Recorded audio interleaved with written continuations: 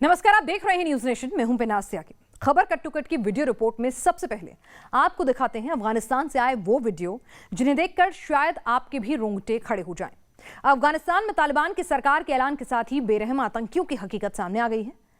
आगे आने वाली तस्वीरें देखकर आप समझ जाएंगे कि आखिर तालिबान के नाम से अफगान की महिलाएं इतना डरती क्यों हैं।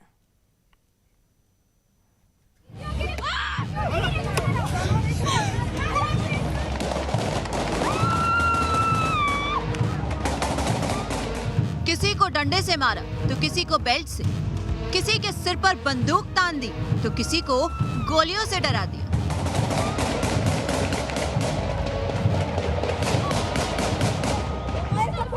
यह है आज के अफगानिस्तान में महिलाओं की हालत। पाकिस्तान कह रहा था कि यह बदला हुआ तालिबान, वाकई तालिबान बदल गया। जो बेरहमी और जुल्म पहले गांव दराज में होते थे वो आज खुलेआम बड़े शहरों की सड़कों पर हो रहे हैं।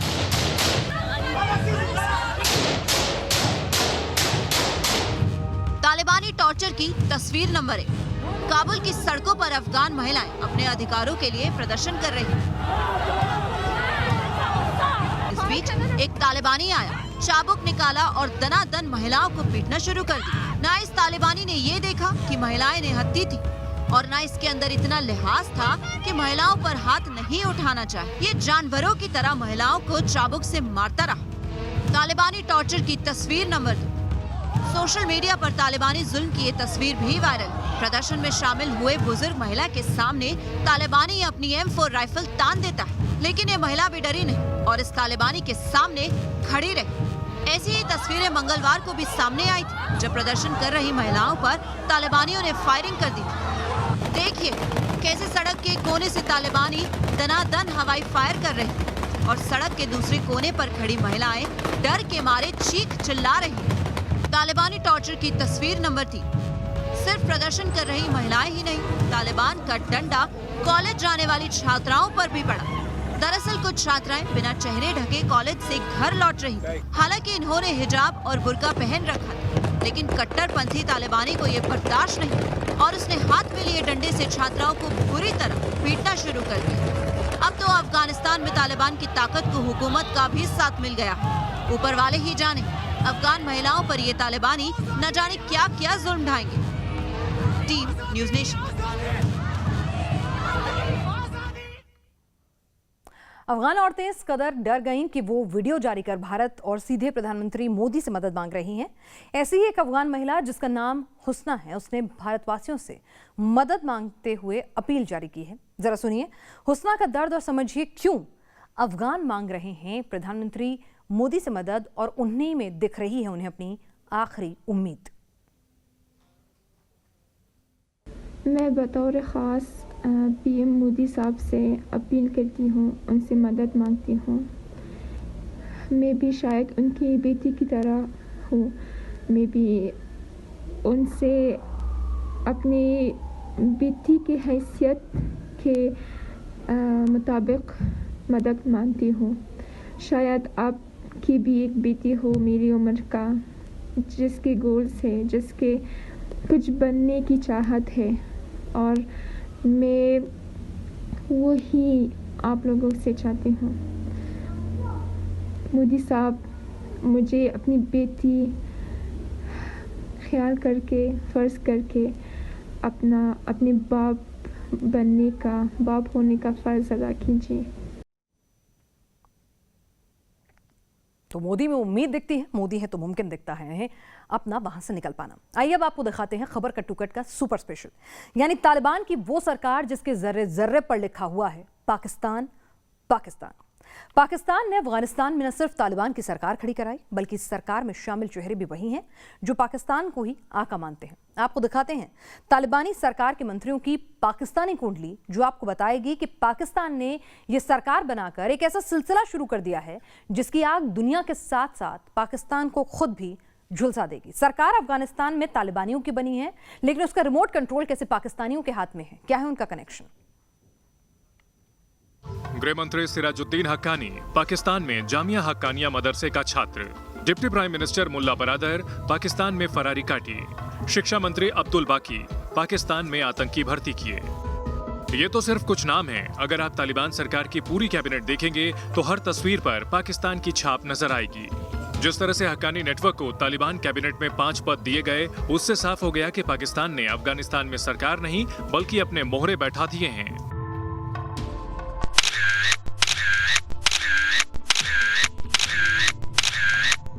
इमरान खान और बाजवा शायद आज खुश हों कि अफगानिस्तान पर उनका कंट्रोल हो गया है, लेकिन हकीकत यह है कि इमरान के पाकिस्तान ने अपने पांव पर ही कुल्हाड़ी मार ली है। तालिबान से पहला खतरा, कट्टरपंथियों को मिलेगी हवा।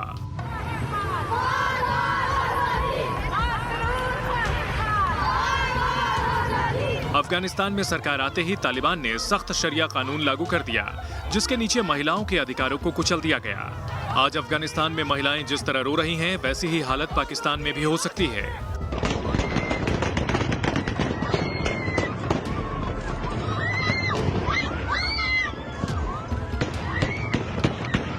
जो तालिबान ने किया है, वैसे ही कट्टरपंथी कानून के हिमायती पाकिस्तान में भी हैं। सिपाही साहिबा और तहरीके लब्बैक जैसे संगठन शरिया कानून लागू करने के लिए लंबे वक्त से मांग उठा रहे हैं। आज जब तालिबान को सरकार की शक्ल मिल गई तो इन कट्टरपंथियों के अंदर भी ऐसे ही स्टेट को बनाने की जुर्रत आ जाएगी।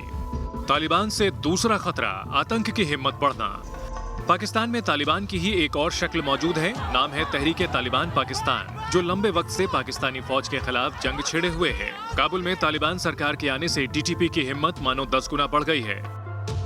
अगस्त के महीने में ही टीटीपी ने पाकिस्तानी फौज पर 5 बड़े हमलों को अंजाम दिया है, जिनमें 30 से ज्यादा पाकिस्तानी फौजी मारे गए हैं। टीटीपी पर भले ही तालिबान ने कोई बयान नहीं दिया हो, लेकिन हकीकत यही है कि टीटीपी भी उन्हीं पश्तून आतंकियों से बना है जो तालिबान के लिए रीढ़ की हड्डी हैं। इस खतरे को इमरान माने न माने, लेकिन पाकिस्तान के मंझे हुए नेता मानो आती हुई मुसीबत को देख चुके हैं और अफगानिस्तान के मसलों से दूर रहने की नसीहत दे रहे हैं। देखिए, पाकिस्तान को जो करना चाहिए ना, वो ये करना चाहिए कि जो अफगान अवाम हैं, हमारे अफगानी बहन भाई हैं, उनकी मर्ज़ी को, उनके फ़ैसले को हमें तस्लीम करना चाहिए, क्योंकि वो एक सॉवरेन कंट्री है। हमें पाकिस्तान को अपने मर्ज़ी के फ़ैसले उन पर मुसल्लत नहीं करने चाहिए। हमें उनकी अंदरूनी जो पॉलिटिक्स है, जो उनका अंदरूनी मामलात हैं, उसमें हमें इंटरफेरेंस नहीं करनी चाहिए। हमें जो करना चाहिए वो ये है कि पूरी इंटरनेशनल कम्युनिटी के साथ मिलकर हमें अफ़गान अवाम को, अफ़गानिस्तान के लोगों को जो बहुत देर से शिकार हैं जंग जैसी हालत का उनको सामना है, तो उनको रिहेबिलिटेट करने का, उनको रीबिल्ड करने का पाकिस्तान को करना चाहिए। तालिबान से तीसरा खतरा, बेकाबू हो सकता है तालिबान। तालिबान और तालिबानियों की असली फितरत क्या है, ये काबुल में तालिबान सरकार के आते ही साबित हो चुका है।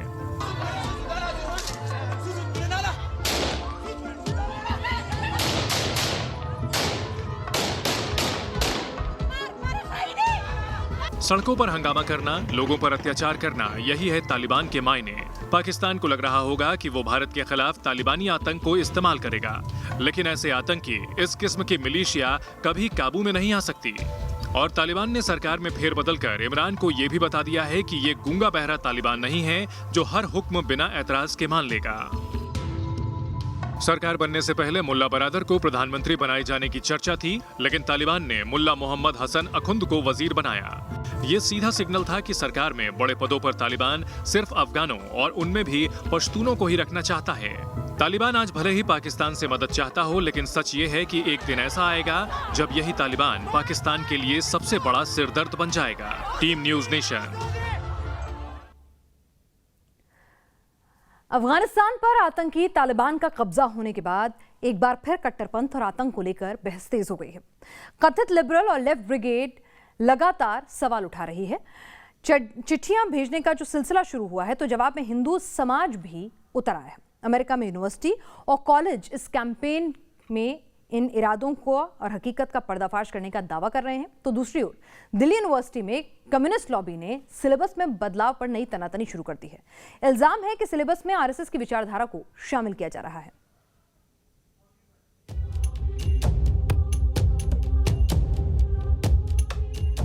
एक तरफ ग्लोबल हिंदुत्व के खिलाफ ऑनलाइन कैंपेन और दूसरी तरफ इस कैंपेन के जरिए फैलाए जा रहे भ्रम के खिलाफ उठती आवाज। कट्टरपंथ और आतंक जैसे मुद्दों की बहस अब विचारधाराओं की तनातनी बन गया है। इसको लेकर वार पलटवार जारी है।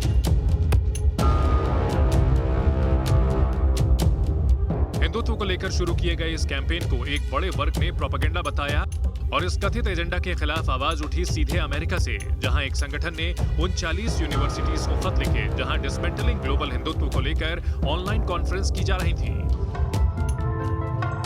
कोalition of Hindus of North America ने अपने खतों में कुछ बड़े सवाल पूछे हैं, जिसमें पहला सवाल है, इस कॉन्फ्रेंस को 9/11 को ही क्यों आयोजित किया जा रहा है? क्या अमेरिकी धरती पर सबसे बड़े आतंकी हमले के साथ हिंदुत्व के खिलाफ प्रोपेगेंडा को जोड़ने की कोशिश की जा रही है? कॉन्फ्रेंस में ऐसे लोगों को भी शामिल किया जा रहा है जिनके ऊपर नक्सलवाद को समर्थन देने के आरोप लग चुके हैं। ऐसे आपराधिक चेहरों को किस आधार पर स्पीकर बनाया गया है? क्या ऐसी कॉन्फ्रेंस के जरिए अमेरिका में अल्पसंख्यक हिंदुओं के खिलाफ माहौल तैयार किया जा रहा है? सवाल गंभीर है। जिस हिंदू समुदाय पर कभी आतंकी विचारधारा को हवा देने के आरोप नहीं लगे, आखिर क्यों उस हिंदू समुदाय को आक्रामक और कट्टरपंथी दिखाने की कोशिश की जा रही है? और जो लोग खुद अदालत के कटघरे में खड़े हो चुके हैं, उन्हें बतौर बुद्धिजीवी दिखाने की इस कवायद के पीछे मकसद क्या है?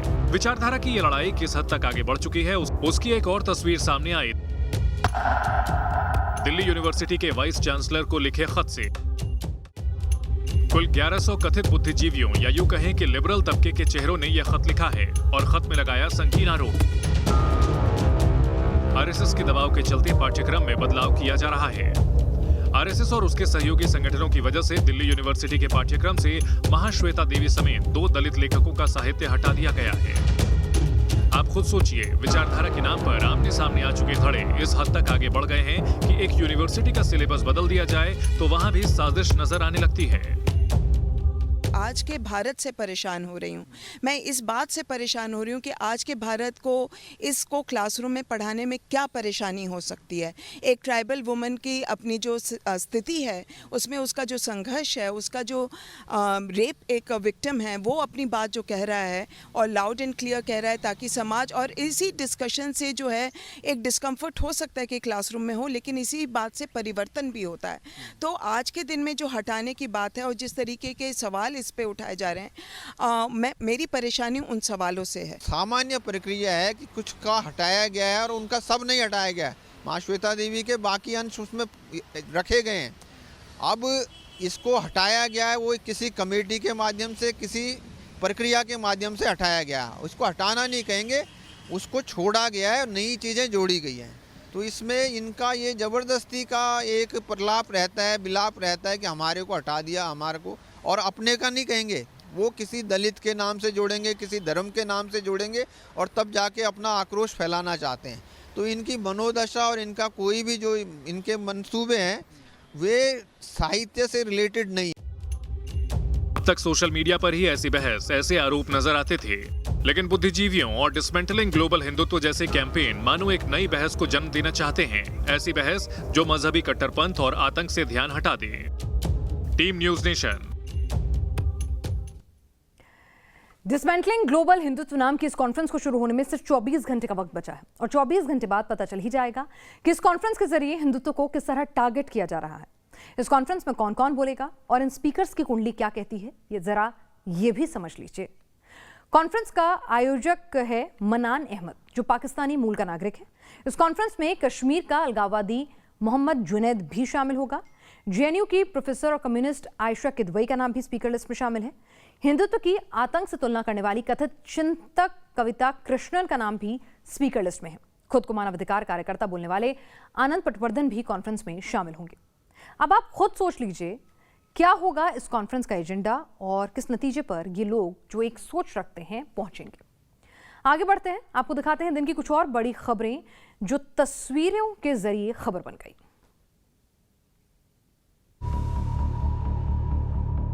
मैक्सिको में आई बाढ़ अस्पताल में इलाज करा रहे मरीजों के लिए काल बन गई।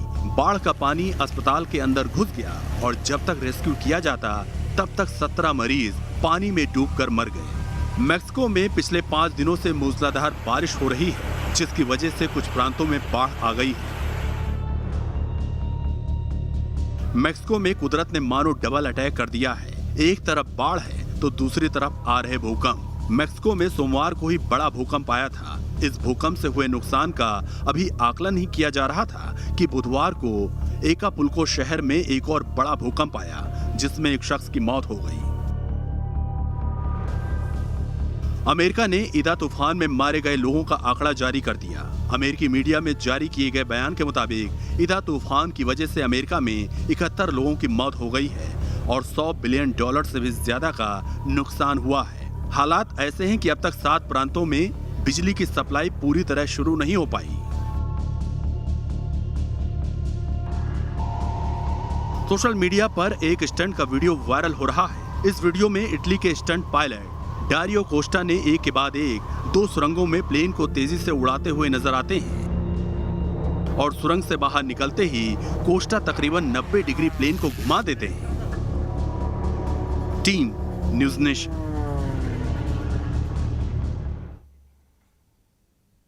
आगे बढ़ते हैं अगली खबर की ओर। मुंबई के इंचालिया केस में बड़ा खुलासा हुआ है। एनआईए की चार्जशीट से पता चला है कि इंचालिया के पास बारूदी साजिश रचने वाला सचिन वाजे ही था। कैसे इस पूरी साजिश को अंजाम दिया गया और इसका मकसद क्या था, देखिए पूरी तफ्तीश।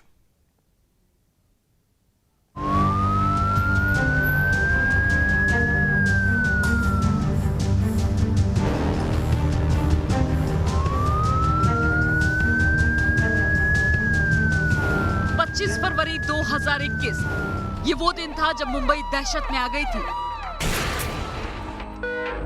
जब एंटीलिया के सामने कार में विस्फोटक मिलने से सनसनी मच गई। एक स्कॉर्पियो कार एंटीलिया के सामने खड़ी थी और उसमें मौजूद था तबाही का सामान। अब इस सनसनीखेज में एनआईए ने चार्जशीट दाखिल कर दी है। 10,000 पन्नों की चार्जशीट और 303 गवाहों से पूछताछ के बाद एनआईए ने पाया है कि इस केस में 2 बड़े चेहरे शामिल थे।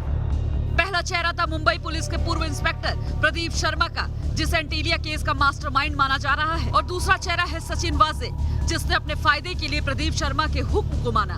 प्रदीप शर्मा के बारे में कहा जा रहा है कि उसने उगाही के मकसद में एंटीलिया वाली साजिश को तैयार किया और प्रदीप शर्मा के साथ काम कर चुका सचिन वाजे ऐसी साजिश को अंजाम देकर खुद को हीरो साबित करना चाहता था। जांच में इस बात का खुलासा हुआ है कि सचिन वाजे ने इस पूरी साजिश को रचने के लिए दक्षिण मुंबई के एक 7 सितारा होटल में 100 दिनों के लिए एक कमरा बुक किया था। ये कमरा उसने सुशांत खेमकर नाम के किसी व्यक्ति की फर्जी आईडी से बुक किया था। सचिन वाजे इस कमरे को एक सेफ हाउस के तौर पर इस्तेमाल कर रहा था। मकसद सामने आ गया, लेकिन जो तरीके इस्तेमाल किए गए वो मकसद से भी ज्यादा खतरनाक थे। चार्जशीट को लेकर मीडिया रिपोर्ट्स में मिली जानकारी के मुताबिक मनसूख हीरेन को वाजे ने सिर्फ 11 मिनट के अंदर अपने रास्ते से हटा दिया था। दरअसल वारदात को अंजाम देने के लिए वाजे ने मनसूख हिरन की गाड़ी का इस्तेमाल किया था। खुद वाजे ने ही गाड़ी की नंबर प्लेट भी बदली थी, लेकिन वाजे को डर था कि मनसूख हिरन उसके राज खोल देगा और इसकी वजह से 45 लाख की सुपारी देकर मनसूख का मर्डर करा दिया। चार्जशीट को लेकर न्यूज़ नेशन को जो जानकारी हाथ लगी है उसके मुताबिक जैश उल हिंद केस में भी सबूतों के साथ छेड़छाड़ की गई थी। इसकी जाँच में जो साइबर एक्सपर्ट शामिल था उसने कबूला कि सबूतों से छेड़छाड़ करने के लिए उसे पैसों की पेशकश भी की गई थी। मगर हैरानी की बात यह भी है कि इस केस में जिलेटिन की छड़ें राज ही बनी है, क्योंकि एनआईए की पूरी चार्जशीट में इस बात का कोई जिक्र नहीं है कि एंटीलिया के बाहर बरामद जिलेटिन की छड़ें सचिन वाजे को कहां से मिली। हालांकि जांच में ये पता चला है कि एंटीलिया केस की साजिश के बाद सचिन वाजे, सुनील माने और विनायक शिंदे ने एक पूर्व पुलिस अफसर के घर पर मीटिंग की थी। चार्जशीट फाइल हो चुकी है, वाजे का पूरा रोल तकरीबन सामने आ चुका है, लेकिन क्या इस केस के तार बस सचिन वाजे और कुछ पुलिस वालों तक ही सीमित है या इसके पीछे साजिश ज्यादा बड़ी है? खबर का टुकट में आज के लिए बस इतना ही।